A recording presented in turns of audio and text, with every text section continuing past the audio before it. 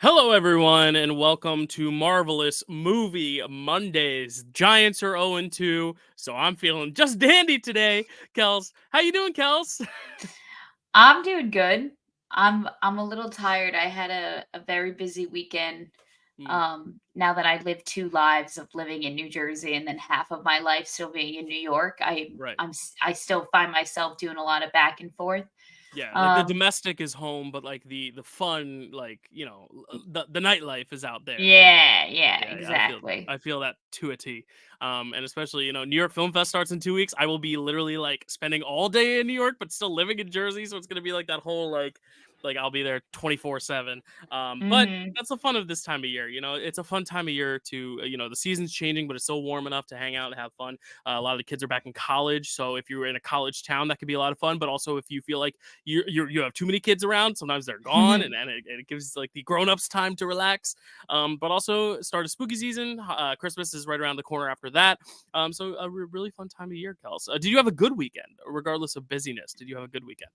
Yeah, I did have a good weekend. Good. Very, very nice. Is there anything you could say was like the best thing you watched this past week, or have you been light on the eye watching as opposed to any other sort of watching? But I've been light on the watching. I've Mhm. honestly okay, so me and my friends have a book club, and our book club book that we picked for this month has been so good that it's Tell us been about it. eating Tell up us about it. a ton of my time. Okay, so it's called Mad Honey, Okay. and it's by two women, two authors, and one of the women is one of the authors who wrote My Sister's Keeper. I don't know Okay. if you've Very ever sad seen book. that movie Hmm. with, Cameron Diaz and Abigail Breslin. Breslin. Yes. Yes. Yes. Yes. Oh, trivia. So Woo, thank you. yeah, keeping me you're keep me welcome. keep me fresh. Yeah, keep me spry. And basically it's a murder mystery where it's about two high schoolers on their senior year of high school. Lily and Asher are a couple who are dating, and one day, Asher goes to Lily's house and finds her dead on the staircase. My God. And you kind Okay. of have to like figure out. And so now Asher is being convicted for her murder. And so you kind of are just spending the whole book like it's like getting told kind of like in present day and like flashbacks. So you get like bits and pieces of what their relationship was like leading up to Mm, what happened at her house. So you kind of have to decide whether or not you think Asher did it or not. And nice. it's so much more intense because they're taking you through like it's totally told through like the eyes of like a defendant on trial for murder. And so you're like every scene is or like every chapter like takes place in the courtroom, and it's just like so interesting how like the semantics of like being in court has to work, and like you have to Right. like say the right things, and like you know because the entire time his lawyer is like, I don't have to prove that you're innocent, I just have to like make the jury believe that there is reasonable doubt that Yeah. you could have been the person who did it, Yeah. and it's Yeah. just It's the 12 crazy. Angry Men thing of like, Yeah, we're not saying you did or didn't do it. It's just like we're not 100% certain, which is very right. interesting. It always creates a really cool moral dilemma there. That sounds really great. You were starting to talk about it. I was like, it sounds a little Gone Girlish, but like there's a confirmed murder. Yeah, So it's not like like that one's a more missing person. This one's like, no, like she's dead. Let's figure it out. Have you right. finished the book yet? No, so we Okay. do it in sections. So Okay. I'm on we've divided this one up in 4 sections, and I'm on the 3rd. Mm, So usually in section number 3, once you get to like act 3 in the book, you get a lot more information, and then act 4 is like when they throw in yeah. like the The last grand little like finale. plot Right. twist. Exactly. The So denouement.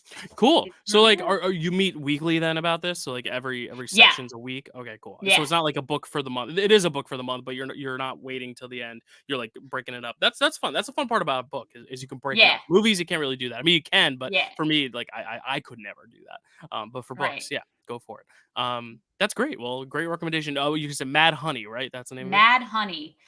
That's great. And I can She's got the grab cover it. to show us. Hold She's on. got the proof. Show She's it going to to get the proof. I love that. And there's a little great little blanket of all of Kelsey's shows. Oh, yeah, yeah, yeah. My mom made me this with Yep. all my shows, even though like I wasn't. Oh, yes, I was. I was in that. Sorry. You're like, I have no recollection. Great. Let's see This it. is it. Mad Ah, Honey that's a thick one. Okay. by Jodie Picoult and Okay. Jennifer Finney Bolin. There you go, Finney Bolin. All right. Well, we'll have to check that one out. If you have any book readers listening, I'm sure Yeah. that's a great recommendation for them. I have something that I watched this week, visually that I really enjoyed. The new film Rebel Ridge on Netflix is really great. Jeremy Saulnier, who is a great director, he directed some smaller movies like Blue Ruin and Green Room. He just directed this film called Rebel Ridge, which is like such a great like advocation for not necessarily defund the police, but like pointing out police brutality and like just corruption within police forces, and how sometimes the funds that they acquire are used for harm or like not well taken care of, like the way they abuse people's money, especially criminals' money and stuff like that, which is Mm, just so fascinating. But it also is kind of like a revenge story in a way. It's hard to talk about it without like giving away a lot of the big plot beats. But Rebel Ridge on Netflix, highly recommend it. I know Chad watched it as well, called it his favorite movie of the year so far. So that's another great glaring recommendation. So go check out Rebel Ridge, everyone. It's very, very good. I'm not going to do a full review for it on here just because I don't have time. But I do think it's very good. So I wanted to shout it out. It's not going to be like my top of the list for best of the year. It's somewhere in like the 20s to 30s range probably once the year's over and I've watched like 100 movies. But still, it's in like the top quarter of movies I watched this year. So I really like that one. Have you heard of that one at all, Kels, or not really? No. mm-mm. Okay, so it's on Netflix now. So again, a terrible distribution method because it's a movie that should be getting eyes, but because Netflix does a terrible job advertising their films, a lot of people Mm. probably aren't going to watch it. So that's what we're here for. Any other business, Kelsey? Any news? Marvel news? We've been kind of late on Marvel news since D23. I And mean, yeah. The only thing really that I've been seeing is just like a bunch of new kind of trailers and scenes and everything for for Agatha all Agatha, along. hmm yeah, So, oh, there's a really funny interview out right now with Aubrey Aubrey, yeah, Aubrey Plaza and Patty LuPone. Patty LaPone, where they're It was eating hot ones. It was hot ones. the Yeah, yeah, as hot ones are eating the chicken wings, and like Aubrey Plaza has to like she pulls up the card and the question like it's either like a question or like a dare of some sort. Or if you don't want to answer or do the dare, you eat the chicken wing. And she was like staring at camera and like apologized to Madonna about like what she said about her kind of like being the death to performance. cinema. In And Evita, yeah, because as we yeah, all know, Patty LuPone originated the role of Ava Perón on Broadway, but then Madonna did it in the movie and was like right. critically panned, like one of the worst performances in terms of critical reviews, especially given how iconic that role is. So, Yeah. yeah, and she didn't apologize, right? No, absolutely not. Yes, She not. looked dead in the camera, ate the chicken wing, and was like, "There's some things that just you can't do." And then she even said something along the lines like, "I should have won that fucking Tony" or Yeah, something. like, yeah, that was And I'm like, for yeah, anything goes. I saw that clip because she was like, yeah, no, like the "Yeah, baker's wife, she was great, but like I should have won that Tony. But it's also like it's Patty LuPone. She's got 3 Tonys, but it's also like it's Patty LuPone. She could probably have 7 or 8. right, And I think when you've like reached that level of iconography, it's like you've earned a yeah, certain amount of entitlement, not in terms of like putting down others, but like boosting up yourself and acknowledging your own self worth. So right, I don't right." have any gripes about it. But yeah, very excited for that. We'll be covering the first 2 episodes in the next week here of Agatha all along. So we're going to be taking a break from our first Avenger files between this week and our episode with Matt, which we've been teasing for Howard the Duck.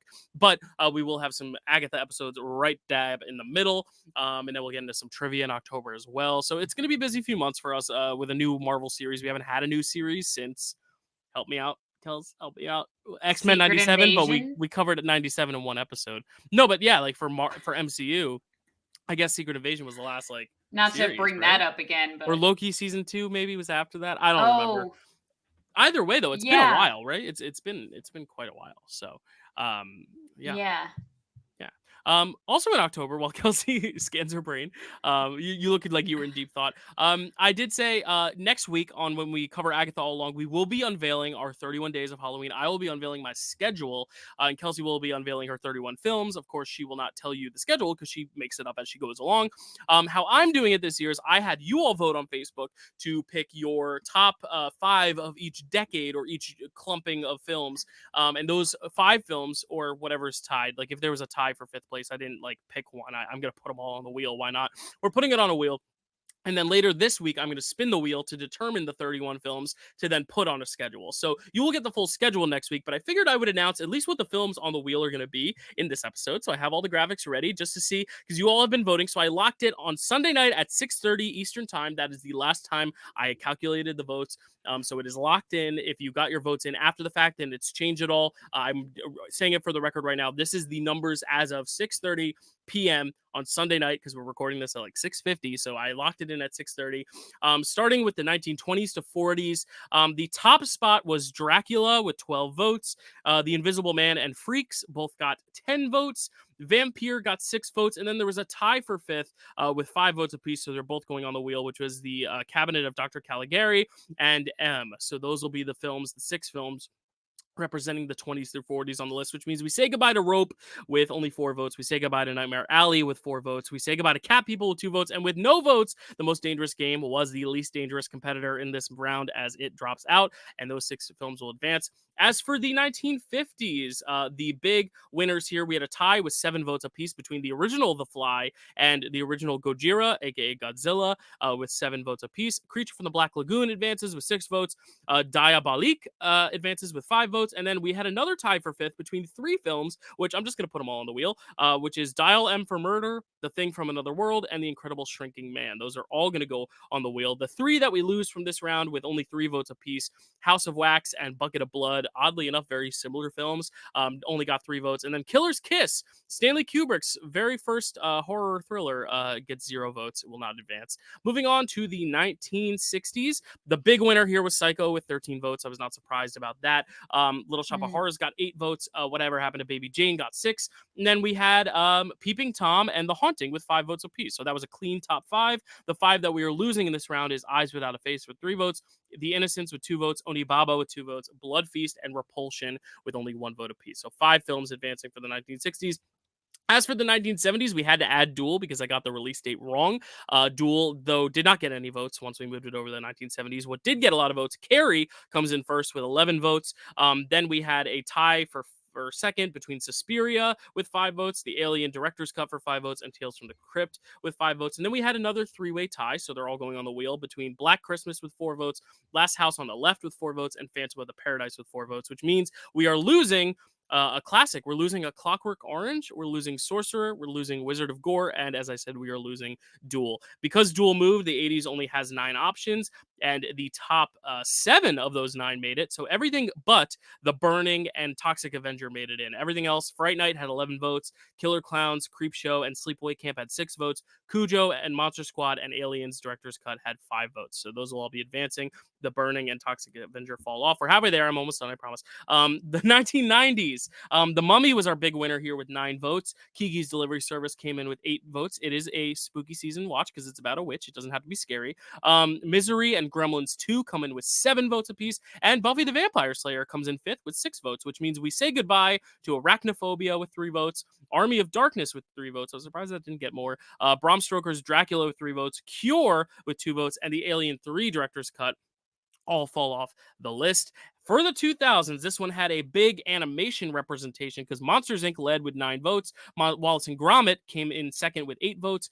And then we also advanced Signs, Scary Movie, and American Psycho all had 6 votes apiece. 666, which means we say goodbye. They were hanging on by a thread, but both Phantom movies, Phantom of the Megaplex and Phantom of the Opera, only had 5 votes apiece. The Mist had 4, Strangers had 4, and Funny Games had 2.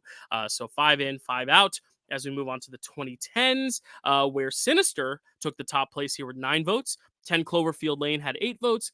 Hush and Hotel Transylvania had 7 votes, and then it was a three-way tie for 5th place between Unfriended with 4 votes, Suspiria with 4 votes, and Ouija Origin of Evil for 4 votes. So they will all advance, which means we say goodbye, unfortunately, to Mandy with 3 votes, Raw with only 1 vote, and Freaks of Nature also getting 0 votes today.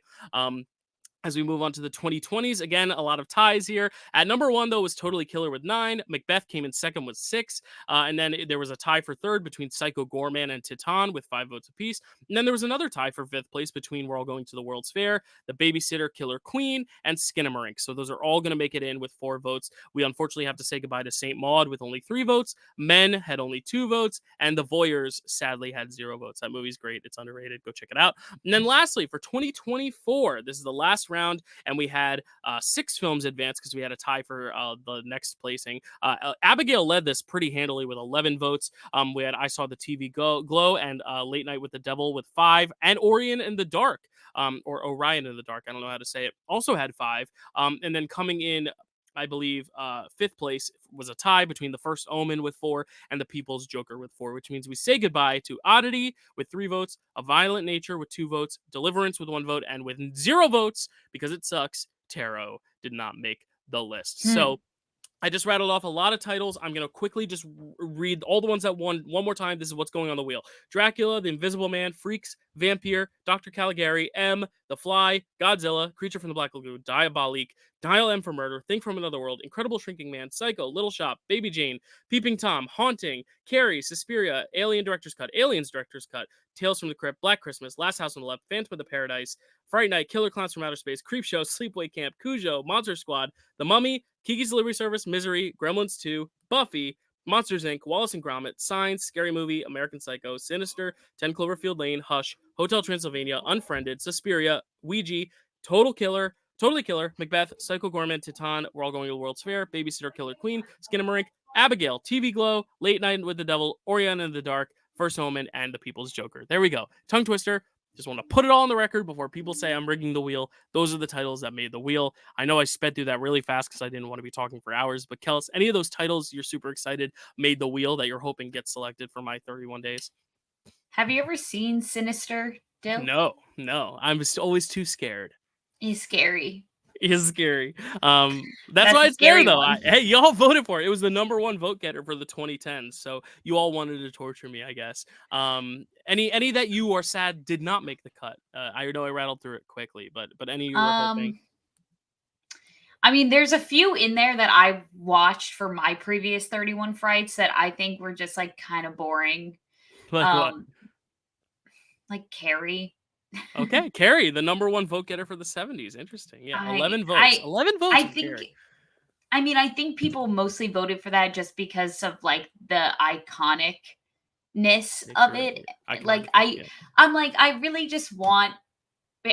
I don't know. I feel like people need to watch that movie again because I was like watching it. I was like, I don't know. I was like annoyed and bored, and also one that I also didn't like love. I remember not loving this one either. Oh, this is gonna pain you a little bit, and movie fanatics everywhere. Psycho.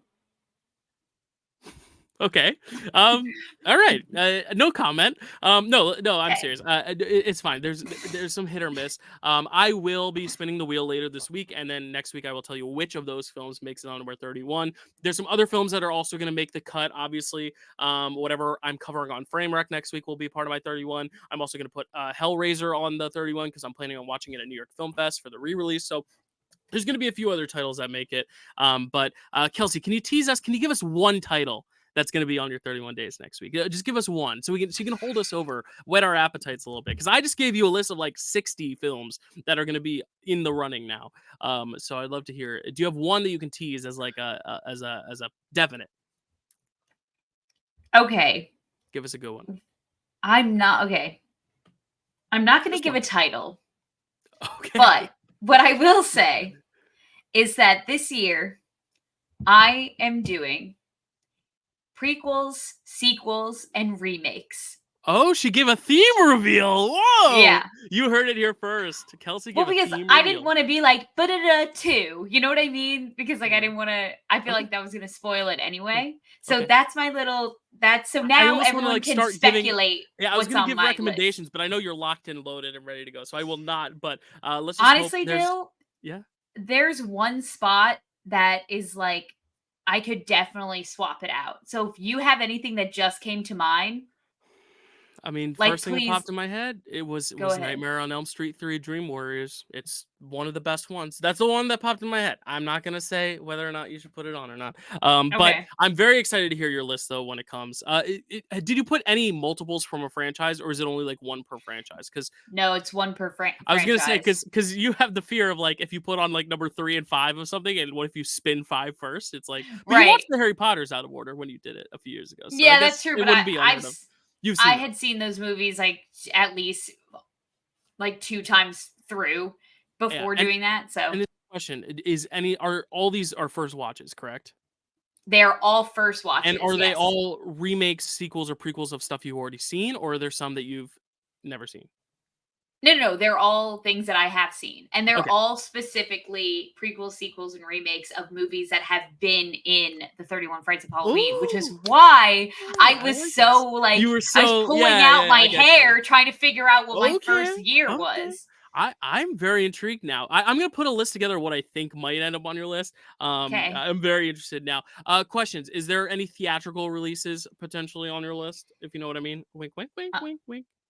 um, yes. I was gonna say, I think I know one now. I have a feeling, I have an indication that there might be one that I actually did see last week too. It wasn't the best thing I watched last week, but I did see it last Okay. week. So Okay. when we get there, we can talk about it. Yeah. Because I might be doing a review for that one. I'm not sure. Maybe if I say it 3 times, a review will appear. But we are moving on now to the topic you all kind of paid to see, or not paid. You're not paying for this. If you want to pay us for this, please, I'll drop my Venmo. But Spider-Man, he's back. We're talking about the old 70s Spider-Man movies. We're talking about 2 of them today. Spider-Man Strikes Back.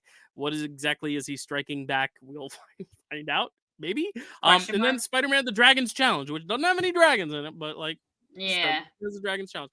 These 2 films, last week we talked about the 2 Captain America films, Captain America and Captain America 2 Death Too Soon.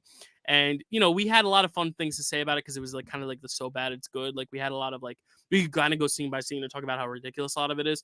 This one, I think this was more along the lines of like Doctor Strange, where I just kind of watched them and I was like, I'm getting up. Like I'm really getting little from this. So this can be kind of Right. a quick episode. I don't think we need to go like scene by scene. But we can try to navigate it as best as we can because I don't really have anything glowingly positive to say about them, but I also don't think they're entertainingly bad in the way Captain America is, but I also don't think they're as bad as Doctor Strange in terms of like this is like a hate watch. I'm just kind of like, Right. yeah, you know. Yeah, it's tough when we watch something for this that's we're both pretty middle in the road middle of the road on. Yeah, yeah, yeah. There you go. Um Found it. because we can't really make fun of it because it didn't really make us laugh that much and we can't really rave about it because we didn't love it. It just kind of these are two Exists. projects that exist exactly, Dill. Um, so starting off with our first one, Spider-Man Strikes Back from 1978, directed by Ron Satloff. The first thing, so I'll give like kind of a very general, loose summary of everything that's going on here. So basically, this one is about so the main villain of this one, he goes by the name Mr. White, and he is looking to build a bomb. And what do you need to build a bomb in the year 1978? Plutonium. You guessed it, right. And Okay. it Giving just him so no time to guess. You're like, what well, did I they do? figured I'll give you the answer. exactly. Well, Okay. I just assumed we were all going to say it at the same time, like, I oh, didn't know you were asking me to. plutonium. Yeah. Yes, Okay. You want to try it again? sure. Mm. And Mr. White is looking to build a bomb. And what do you need to build a bomb in the year 1978? Plutonium. Plutonium. Yes, thank you. And luckily for Mr. White, one of the professors at the college that Peter Parker attends is putting together a little experiment with plutonium. So him and a bunch of his colleagues at college have direct, easy access to some plutonium right there. And lo and behold, a group of them steal it, and then the bad guys steal it from the students, and then they make their little bomb, and Peter Parker slash Spider-Man has to swoop in and save the day and stop that bomb from going off. Um, the first thing I wrote down, Dill, and this is like something that is so painfully distracting that I just can't take it seriously every time like Peter Parker, or what's his name? Nicholas Hammond, Mm. who plays him. Every time Oh yeah, he Nicholas Hammond. is Yeah. Hammond, yeah. Every time he is Spider-Man, he caveman sponges the entire time. Yeah. Absolutely. It's his Like stance. It's a superhero he stance. just like it's not a very threatening or opposing stance though, Dill. No. It's very like old. It's like he's trying to like keep his balance the whole time. Like he's just relearning how to walk again or something. Like Hmm. he's like, "Oh, I'm an old man and I don't have my walker right now, so I have to keep my arms out in front of me so that my balance, like my there's like a counterweight in front of me." Yeah. I wonder if he can't see very well in the mask. Maybe like that's part of it. Like Oh, it's a genuinely restricting costume. It doesn't look like it. You know, this looks like pajamas, but maybe he's just like, I do not know where I'm going. yeah, I yeah, need yeah, help. Yeah. I don't know. Maybe. yeah. His mask does look very silly. Like it looks like two goggles, like swimming goggles, are kind of like they're not even like evenly like on. They're kind of like too far apart for even where human eyes even Yeah. lay. I mean, I guess that's a little bit more bug-like though. So like I get that Yeah, I design, but like guess. also like, I guess when you're looking from comic books, it doesn't look like Spider-Man in that way. Yeah. It almost looks like the kind of Spider-Man you would see in like Times Square, you know, or in Yeah. Hollywood, in Los Angeles, you know, where trying And to get like $10 off a selfie, you know.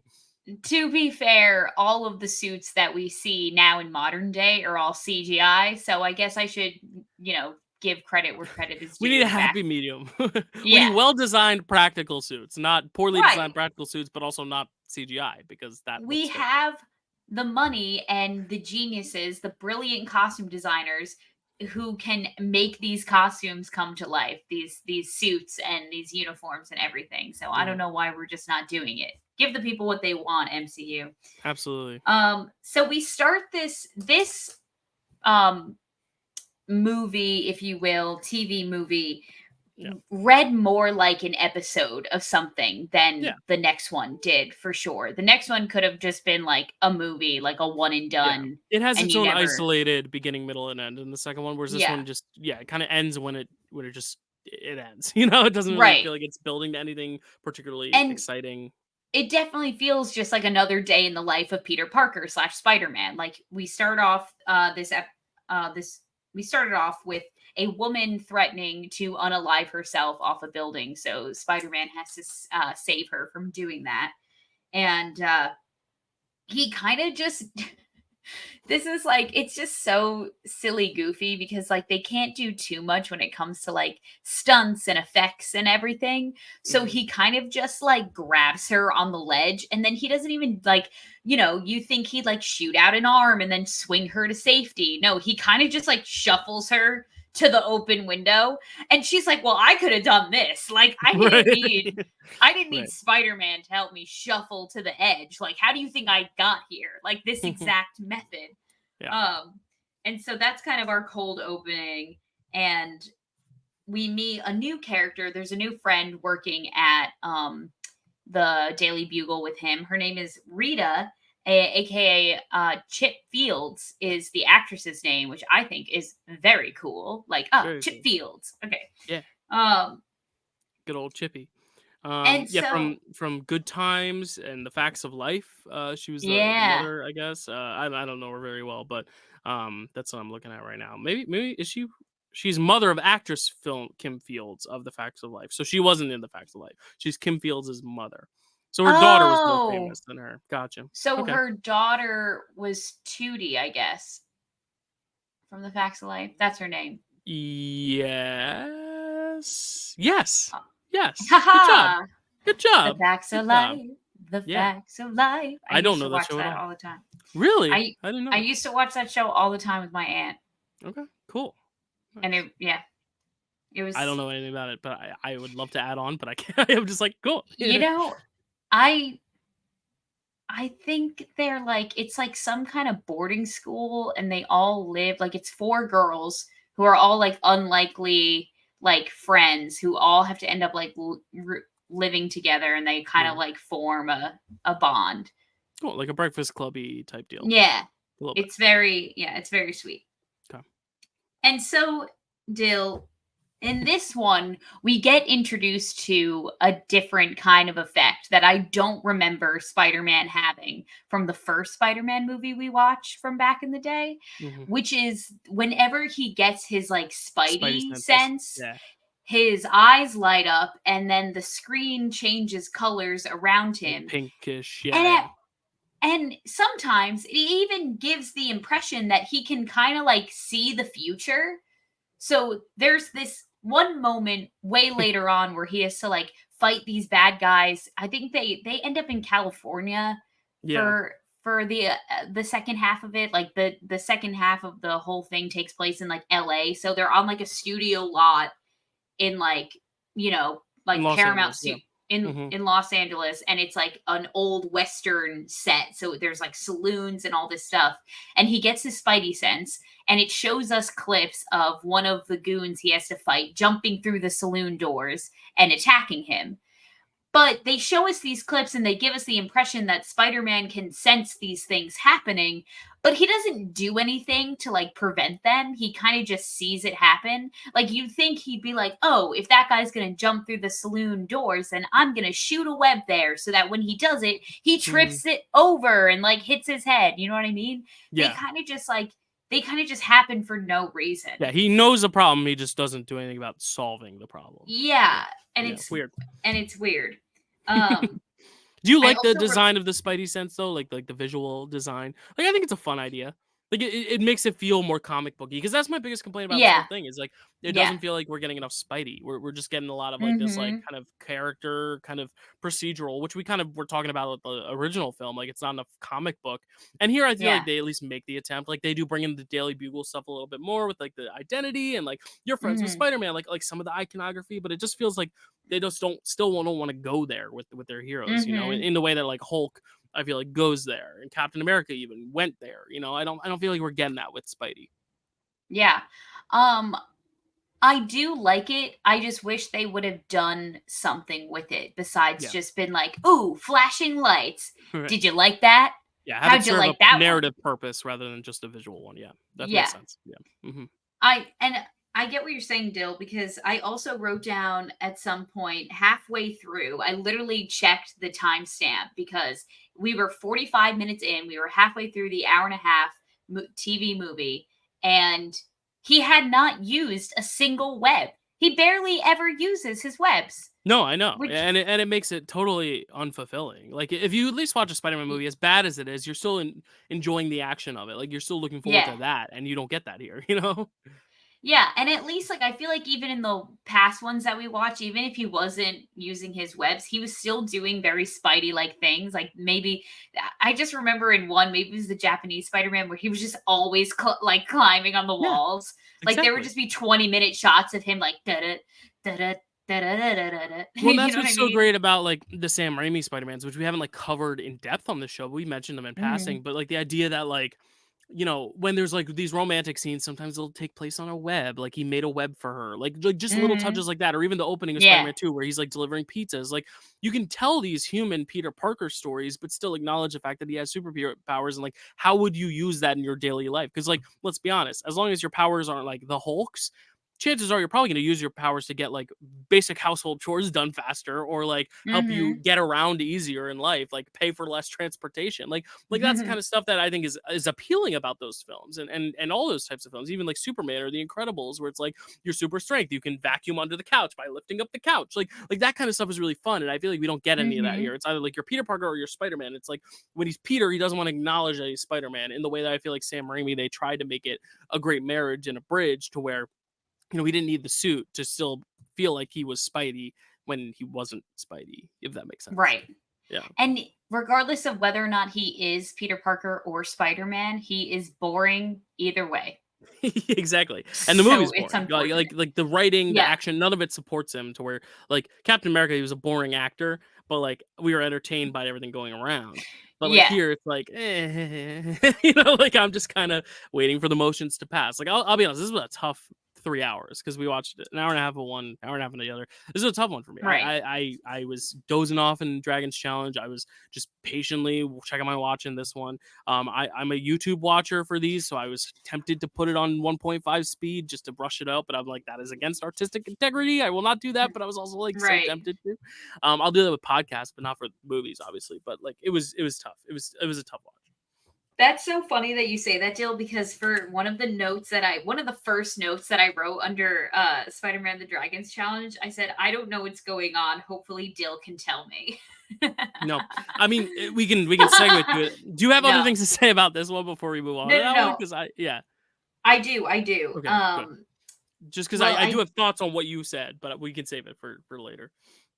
Yeah. Well, because I also wanted to touch on this kind of like romantic interest that we had during this one as well. Her name was Gail, and she was a journalist that was interested in interviewing Spider Man. And so she kind of always hung around Peter Parker because he was like, well, I'm his friend, and maybe I can get you an interview, like whatever, whatever. And she's Yeah, just like, throughout the whole thing, like begging for an interview. But obviously, as we, the audience, knows, Peter Parker is yeah. Spider-Man.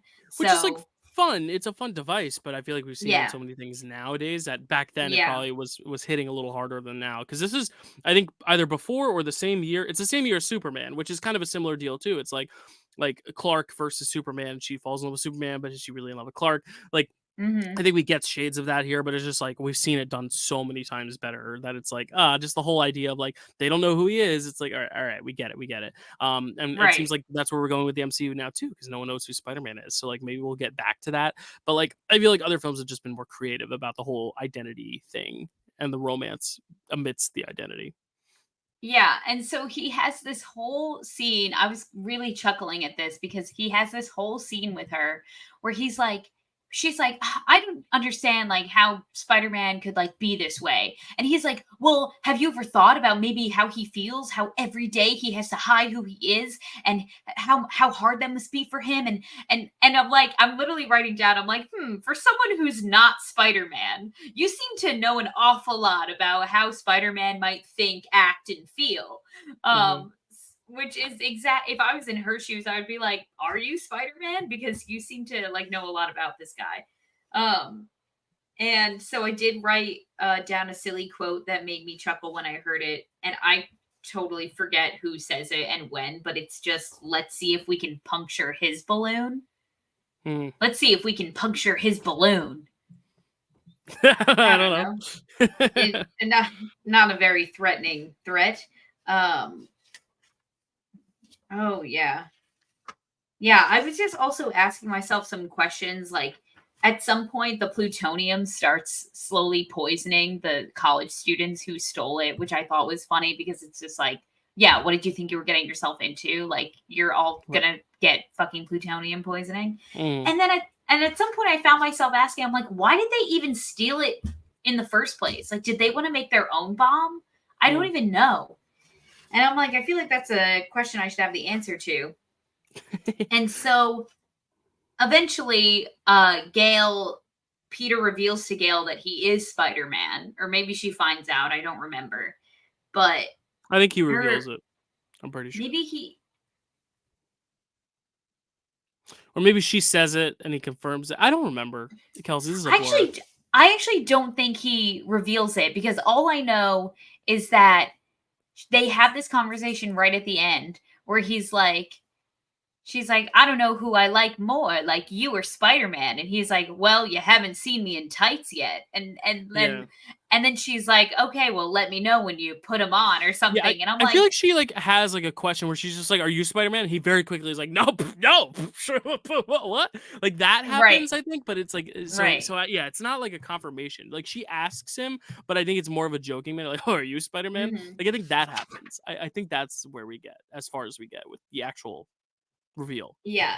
I don't And know. then another thing that made me laugh was there was just one shot at the end. Okay, so the whole ending the problem with these action sequences is that so little happens, is that they're very like not rewarding, and they're very anticlimactic. And they fit and they're So quick. Yeah. yeah. And so he's like trying to get to the bomb to disarm it. So he like shoots a web. He only uses his webs like twice in this whole thing. And this is one of them. And he uses his web to latch onto the helicopter that Mr. White is in. Because Mhm. remember, that's our antagonist of this whole thing. Right. And just the way that they had kind of rigged it, like whatever harness contraption they were using to make it look like he was, hanging on by like his web on his wrist, it just looked like he was getting pulled right up from his groin. And I was like, I'm sorry, where did this web come from? Oh gosh. Oh, it's like the holes comment in No Way Home. Yeah. Yeah. It was Mm. like, well, do you, shoot webs from other places? Yeah, right? Right? Yeah. Oh. And so that just made me laugh a lot. And then the only thing, because I was curious, I was like, oh, maybe Mr. White is someone from the comics. And so I did look into that. And there is a villain called Mr. White in the comics. And he is actually captured and killed by, guess what, MCU villain? The Mandarin? No. No. Vulture. I don't know. Tell No, me. oh, I'll tell you. It's Namor. Oh, okay, cool. Cool. Very Yeah. cool. And oh yeah, and then both of these ended to Thunderstruck by Aerosmith. Okay, this is something I Ah, needed to clarify because Aerosmith's Thunderstruck did not come out for at least a decade after this. Yeah, I that's think what that I was thought. like we're uploading it to YouTube. We can't use the rights copyright of the theme song in the end, so we're going to insert a cover of Thunderstruck because Oh, I thought the okay. same thing. I was like, first off, I was listening to it. I was like, this sounds like Thunderstruck, but it's not AC/DC, so it's a cover and it's in a different key and it's a little less intense, but it's also 2 decades too early. So I was like, Right, did right. Thunderstruck rip off this? But then I looked more into it, and yeah, it is a uploader's choice of credits song. It'd be like if I uploaded I don't even know an episode of like Sweet Life of Zack and Cody, and the theme song at the very end I substituted for like Birds of a Feather. I don't fucking know. I was just thinking of the last show I watched and the last song I listened to. Yeah, no, I The watched Sweet last show Life of you Zack. watched was The Sweet Life of Zack and Cody. I had it on my TV this morning as I was cooking. Yes, I did. Yes, I love Hilarious. that show. That's a great like background show because I have all the lines memorized, so I don't need to see what's going on. Mm, Love that show. My top love that. 5 favorite shows. Yeah, I mean, there's not really much else to say. I was actually reading a little bit about my notes of a little bit of what the plot of Dragon's Challenge was, just to prepare me for the hard hitting question of what is it about. But Yeah. I did see. I think we're getting a little confused. I was getting a little confused because I think Emily's the one who discovers Peter Parker's Spider-Man. She's the other woman in Yes. that film.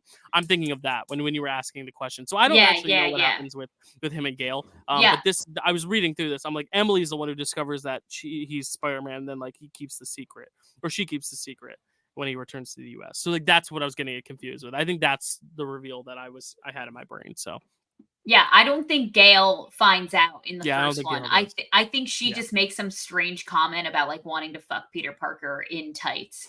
Like, and I'm like, girl, we all got our Yeah. things. We all got our things. No shame, no Which is like hate, nothing but cheeky love and irony, I light. guess, because it's like he's he's Spidey, but I don't know. Yeah. Yeah. We can move on. Right? So What was the anyway, score you gave this one? Did you give this one? 3 out of 10. 3 out of 10. Okay, yeah. I thought you were gonna say like 3 stars. I was like, that's a 6 out of 10. Yeah, Oh I'm also with you. no, I'm at a 3 out of 10. I'm at 3 out of 10. I said it and you were silent for like 10 seconds, and I was like, wait, did I just break Dill? What happened? No. I would also give it a 3 out of 10. I had the exact same thing. A star and a half. But shall we move on, Kels? We shall to Spider-Man the Dragon's Challenge from Mm. 1981, directed by Don McDougal. Yeah, we're finally in the 80s, so we're finally getting there. Yeah. This is the last film, I believe. I believe maybe the Captain America's we watched was 70s. I think maybe The Bride of the Incredible Hulk was like the episodes there in the 70s, but then it came out in the 80s. Either way, we are finally here in the 80s. We have moved on. We've done the 70s. 70s is complete for the first Avenger Files, and we're moving on to the 80s. And boy, does it only get worse. Yeah.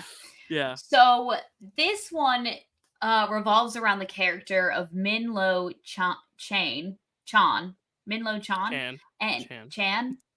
I don't know. Chan, that's It's one no, of the you're three. probably still right. I Minlo think Chan. Chan. Chan makes sense. Like Jackie Chan. Yeah. Yeah, Chan. Minlo Chan for sure. Mm. Um, and so he is um being found guilty of revealing secrets from the Chinese army to the US Marines. So he's Mm. getting tried for that in China. So he seeks refuge to America because he is not guilty of this crime. He is very much innocent. So he seeks the help of his former college friend, J. Jonah Jameson, and is like, hey, I need your help to find these 3 ex Marine soldiers because they can clear my name. Yeah. And so this one gets pretty repetitive because it's a lot of like, oh, the henchman of the antagonist, whose name is Mr. Zider, who Yeah. basically just wants to land a $1 billion deal with the Chinese government. And that's why he needs like this guy to be found guilty. Again, don't ask me for the correlation. I don't know. But he needs this guy to be either dead or found guilty so that he gets the $1 million deal. $1 billion deal, sorry. There's more stakes in that. And so it's a lot of like his henchmen going after Min to try to kill him, and but they're foiled by Spider-Man. So then they try again, but Spider-Man is there, and then eventually actually ends up having a heart attack and gets sent to the hospital and dies of his heart attack. Yeah. And so all of that was like for naught. It was Well, all at moo point. oh, okay. I think there's a clarification. He doesn't die, but they say the Daily Bugle publishes the news that he has died in the hospital. I don't know if it's confirmed if he died or if they were doing that as a way to like kind of keep him hidden forever type deal, because we don't actually see if he died. It seemed like a minor heart attack, but I think they publicize that he's dead either to Mhm. get people to stop chasing him. But then you would think the Mhm. movie would kind of end, but then he ends up trying to like clear the name of Min still, and then there's like a whole other like third act. Right. It's a little weird. I don't know if he dies or not. I think this is another thing where like I don't really know how much they expanded on this in like the series, but I'm not sure how big of a character this was, because this is a big departure. You know, you're going across Yeah. seas. It's a different location. I think for that it's Mhm. interesting. It's like cool to see like the different cultural stuff, and just bringing in the representation of the actors and bringing new settings and just a little bit of different Mhm. style with the music. But ultimately, like the story, it just like kind of circles itself, as you said, over and over and over again. And then when it finally feels like it's getting to the peak, he dies, and it's just kind of like, all right, now we just need a big final action sequence, So I Right. just don't think it effectively works as much as it's ambitious in what it's trying to do. But yeah, again, it's like the details are iffy because it's a lot of the same information repeated over and over again, to where it kind of becomes a little bit brain foggy, to where you're Mhm. trying to like connect the dots in your head. Like you said, you're like, I hope Dylan can help me out. I can't, because I don't really know where those, like, the Mhm. web is a little entangled, if you will, pun absolutely Yeah. intended. So yeah, We're I don't caught know. in Madam Web's web. Um Okay. so okay, so I didn't think that Masterpiece. he actually died either. I was like, "Oh, they're just saying he died so that the people stop trying to kill him." Yeah, I think it was But a then we trick, never but then we but then we never never see him saw again. him again. Yeah, yeah, So yeah, then exactly. I was like, "Is he dead? Is he dead, Dill? Is he dead?" I would like to believe he is not, but again, like I feel like this is something that, because of the timeline, I have to figure out exactly if this was like part of the series or if this was the end of a season or what. But I feel like we would have gotten the answers if we had watched a full series. And just for Yeah. people out there who've never tuned into our show before, this is a weird one for you to join in on, but we appreciate you being here. But like we don't watch the series; we only watch like the movies. So like Incredible Yeah. Hulk, if it was released as a movie in like a two-parter, like we'll count that. But like, so we haven't watched the whole series, so maybe this is a character that will recur again. Also very weird that we have no kind of mention of the other love interest that we just had in the last one. Now we got a whole Mhm. nother kind of love interest with Emily, even though it Mhm. seems like it's less romantic, more just like a close ally. But like, I also felt like Yeah. there was more romantic chemistry with them than there was with the last girl. So I don't know. Right. I like the ending in the way that it's like, all right, we're at least trying something new where like his identity is found out, but because he's overseas, it's like we'll keep the secret. Kind of reminds me of Spider-Man Mhm. 2 at the end with like the subway train, but in a less like Mhm. emotional manner. Like that scene's really hard hitting. This one's not. So yeah, Yeah. I thought it ended better than it started, but it never really got going anyway. So it's like, yeah, I don't know. It's like saying your left sock's better than your right sock, but you haven't put it on your shoes yet. I don't know. I don't know. Deal with the analogies. I love it. You know, this I one think was kind of reminiscent of. yeah, I think I'm glitching. I think I'm glitching a bit because. Oh, go ahead. Sorry, I think our internet just got a little disconnected. I'm gonna leave and come back, Kels. You riff for a sec. Okay. Like I was gonna say to Dill, I this one kind of reminded me a little bit of Spider-Man Far From Home just because of the overseas aspect of it, because half of it does take place in Hong Kong in China. And so it was kind of cool seeing the Peter Parker slash Spider-Man kind of like out of his element a little bit. And we did get another culture showcase on screen, which was cool. I'm always very like hesitant and kind of nervous when I saw the title of this one. I was like, oh no, like I hope this isn't just a bunch of like typical like bullshit, like how things that are outdated like resurface and you're just like, oh my god, I can't believe like we said and Mhm, did those things. But I think that this culture and this representation, this Chinese representation, was like pretty like it's safely done. I think it seems mhm. very harmless in the way that they were getting showcased, so that's good. We did, speaking of people getting showcased, did you notice who was in who appeared as like a major general from the Marines? Did you Oh, you're recognize talking that about actor, Dill? are you talking about Ted Danson just popping up in Yeah, this thing? Okay, yeah, yeah, yeah. Okay, it looks like I'm synced up with you now because you responded right away. Okay, cool. Sorry for that technical perfect. snafu. Thank you for covering. Yes, I will comment on that real quick. Yeah, it doesn't feel offensively racist, even though it's trying to show a culture, which is really, really, really good. I was really worried for that as well. I was worried it was just going to be like a bunch of like racist hullabaloo, but it wasn't. And yes, Yeah, Ted Danson, he was there. He was there. I was like, wait a sec, that's Ted Danson. Yeah. a I can't young remember if this is Ted before Danson. Cheers. Oh, Yeah, it's Cheers gotta was be. 1982, so this was right before Cheers. So I don't think he had made a name for himself yet, which is kind of Yeah, cool. This is like pre-star Ted Danson. Awesome. yeah. I was like, "That guy looks a lot like Ted Danson," and then I IMDb'd it, and I was like, "Oh my god, it is Ted Danson." So I was very proud of myself for pointing that out. Right. Um, That's crazy. Yeah. and so, there were a few moments that I thought were funny, like, it was just, like, that silly moment where, like, obviously, the other people in the show don't know that he's Spider-Man, but we, the audience, do. So then, like, someone is talking to Emily, like, I think, J. Jonah Jameson or something is, like, trying to explain to Emily, like, "No, like, Peter Parker or, like, you can trust Peter when he, like, talks about Spider-Man because he's really close to him." And she's like, "Well, I don't really see what you two would have in common, but I guess I'll just have to take your word for it." And I'm like, "Okay, Mm. ha, hardy har har." And then there's this moment where the scene where the goons are going after Min again, but now he's with Peter Parker and Emily, his niece, and Peter Parker just like runs out the door because he has to, transform into being Spider-Man so that he can save them. And then the one guy comes back into the room and goes, "That yo-yo jumped out the window." I'm going to start calling people yo-yos again. That yo-yo Again, just jumped out the window. was that a thing you used to do? Like, I gotta get I back just to mean that. like I'm gonna bring that back to like society. But did society do it, or is that like a one-time thing? I've never heard that before. I Yo-yo? think that must have been like a term back in the day. Bozo? Like, I've oh, heard this bozo. yo-yo. This is dodo. I've heard dodo and bozo, but I've never heard yo-yo. Bozo, bonehead, Bonehead, yeah. But butthead. I but don't know. okay, we're getting we're Um, getting we're getting we're going off the into Dill's rails. childhood. No, we gotta back off the PTSD. Yeah, no, And I don't have so much else to say. What else do you have to say, Kels? uh Well, I'm trying to remember how this one ended. Honestly, I was like It's it's it's so. it's like the Spider-Man 2 thing. It's like, "We'll keep your secret," and he's like, "Thanks," Oh, and that's right, it. right, He, like, right, leaves, right. And then and then he, she's like, like, "I'm hugs her gonna." at the airport. I don't know if he's, like, taking Yeah. her with him. I don't know.